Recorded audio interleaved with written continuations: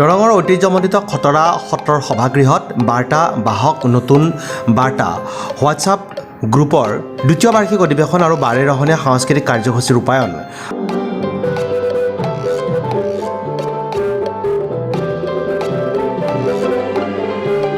দৰঙৰ জ্যেষ্ঠ সাংবাদিক জয়দেৱ ডেকাক গামোচা, জাপি, সম্বৰ্ধনা পত্ৰ আৰু স্মাৰকেৰে সম্বৰ্ধনা জনোৱাৰ উপৰিও সাংবাদিকগৰাকীক 10,000 টকাৰ চেক প্ৰদান কৰা হয়। আনহাতে দুনিগাঁও পঞ্চায়তৰ অসম জীৱিকা সখী নিৰুপমা ডেকাক সম্বৰ্ধনা জনোৱাৰ উপৰিও 2,000 টকাৰ চেক প্ৰদান কৰে নতুন বাৰ্তা হোৱাটছআপ গ্ৰুপে। তাৰোপৰি সমাজৰ উন্নয়নৰ হকে সেৱা আগবঢ়োৱা প্ৰায় 20গৰাকী সাংবাদিক, গাঁও প্ৰধান, শিক্ষক, সমাজসেৱকসহ 71গৰাকী ব্যক্তিকো বিশেষভাৱে সম্বৰ্ধনা জনোৱা হয়। নামখলাৰ নিউজ এক্সপ্ৰেছ অসমৰ সংবাদদাতা সুদৰ্শন কলিতাকো এই অনুষ্ঠানত সম্বৰ্ধনা জ্ঞাপন কৰা হয়। কেইবাগৰাকীও শিল্পীয়ে গীত আৰু নৃত্য পৰিৱেশন কৰা অনুষ্ঠানটিত শিশু শিল্পী আশ্বাস আয়ুষ্মানে গীত পৰিৱেশন কৰি সকলোকে আপ্লুত কৰে।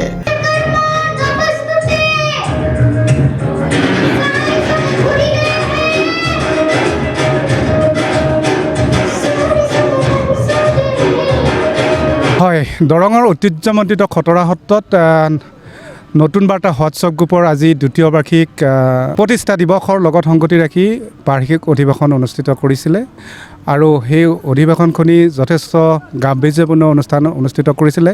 প্ৰায় বিভিন্ন ক্ষেত্ৰত অৰিহণা আগবঢ়োৱা বা বিভিন্ন ক্ষেত্ৰত সেৱা আগবঢ়োৱা প্ৰায় 70গৰাকীতকৈ অধিক লোকক তেওঁলোকে সম্বৰ্ধনা জ্ঞাপন কৰিছিলে আৰু আমাকো এই অনুষ্ঠানত আমন্ত্ৰণ কৰিছিলে সম্বৰ্ধনা দিবৰ কাৰণে। আৰু তেওঁলোকে মই প্ৰথম খবৰত যিহেতুকে সংবাদ সেৱা আগবঢ়াই আছোঁ আৰু সেই হেতুকে তেওঁলোকে আমাক বাছনি কৰিছিলে আৰু তেওঁলোকে 10,000 টকাৰ চেক প্ৰদানৰ লগতে তেওঁলোকে সম্বৰ্ধনা পত্ৰ, গামোচা, জাপি এই ধৰণৰ ব্যৱস্থা এটা কৰিছিলে। আনহাতে এগৰাকী জীৱিকা সখী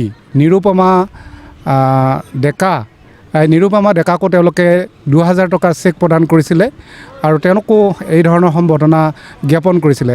এইখিনিতে ক'ব লাগিব যে নতুন বাৰ্তা হোৱাটছআপ গ্ৰুপে আজি 2 বছৰ অতিক্ৰম কৰিলে আৰু এই 2 বছৰ অতিক্ৰম কৰা হেতুকে আজি খটৰা সত্ৰত এই ধৰণৰ অনুষ্ঠান তেওঁলোকে অনুষ্ঠিত কৰিছিলে আৰু সমাজৰ হকে সেৱা আগবঢ়োৱা, বিভিন্ন ক্ষেত্ৰৰ সমাজৰ হকে আগবঢ়োৱা প্ৰায় 20জনতকৈ অধিক সাংবাদিক, গাঁও প্ৰধান, এনেকৈ প্ৰায় 70গৰাকীতকৈ অধিক লোকক তেওঁ সম্বৰ্ধনা জ্ঞাপন কৰিছে আৰু এই নতুন বাৰ্তা হোৱাটছআপ গ্ৰুপৰ দীৰ্ঘায়ু কামনা কৰিছোঁ আৰু নতুন বাৰ্তা হোৱাটছআপ গ্ৰুপে যাতে এই ধৰণৰ এক ব্যৱস্থাৰে সমাজক আগবঢ়াই যোৱা লোকসকলক যাতে এই ধৰণৰ সম্বৰ্ধনা আগবঢ়াই ভৱিষ্যতে তেওঁলোকক সম্বৰ্ধিত কৰি সমাজৰ ক্ষেত্ৰত আগবঢ়াই নিয়াৰ ক্ষেত্ৰত তেওঁলোকে অনুপ্ৰাণিত কৰে, তাৰে আমি কামনা কৰিছোঁ।